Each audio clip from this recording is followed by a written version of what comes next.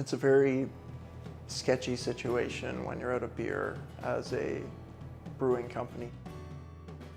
My name is Zachary Card, and I brew beer at Wildcard Brewing Company in Trenton. So I went to school at Brock University for psychology, and then I switched over to sports management. And then I ended up getting sick. I have Crohn's disease, so I came back from St. Catharines, did a little bit of distance education, and then ended up going to Queen's for history. So my relationship with my brother when I was younger, we've always been close. We weren't close enough in age that there was much of a kind of hardcore sibling rivalry, but not so far that we couldn't relate to one another, and so it was a good childhood together. While Zach was in college, his older brother Nate came to him with a proposition of taking over a brewery. This meant that Zach would have to drop out of school. He said yes, dropped out of school, and there started the brothers' journey in the beginning of Wildcard Brewing Company.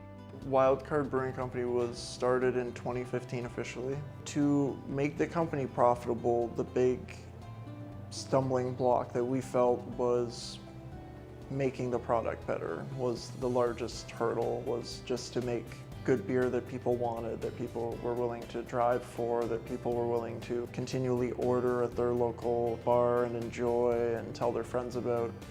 My thoughts leading up to the move were scattered, to say the least. There's a lot of trepidation. It's a very sketchy situation when you're out of beer as a brewing company, because with the licensee accounts, if you can't deliver when they call an order, then someone else gets that tab very, very quickly.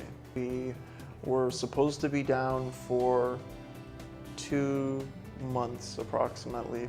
We had done a lot of preparation work. It was about 4.5 months, and we only had about 3 to 4 months worth of beer made. It was absolutely more work than what we had expected, absolutely. But it's also very rewarding, so. We want to expand the brew house. Right now we're in the process of receiving some new fermenters and a bigger bright tank.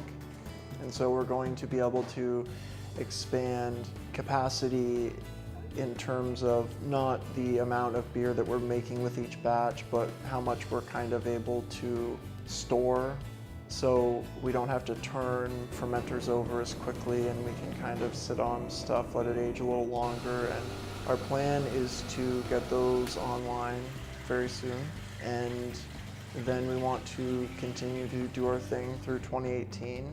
And hopefully if it goes as well as 2017 did, then at some point, probably toward the end of the year, maybe early 2019, we want to expand the brew house, probably be tripling the size of it and knocking down the wall that separates us from the unit behind, taking over that, give us a lot of space to grow back there. With the space we already have, we can kind of really ramp up production and to lower our economies scale, able to make each keg for a little bit cheaper, but also keep up with the demand is the big thing, because we have issues with that right now.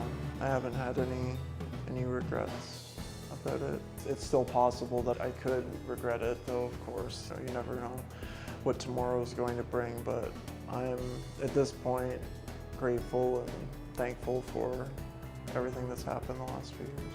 It's been an amazing growth process for us, and it's been nice to kind of share it with them, you know, the success that we've been blessed to have.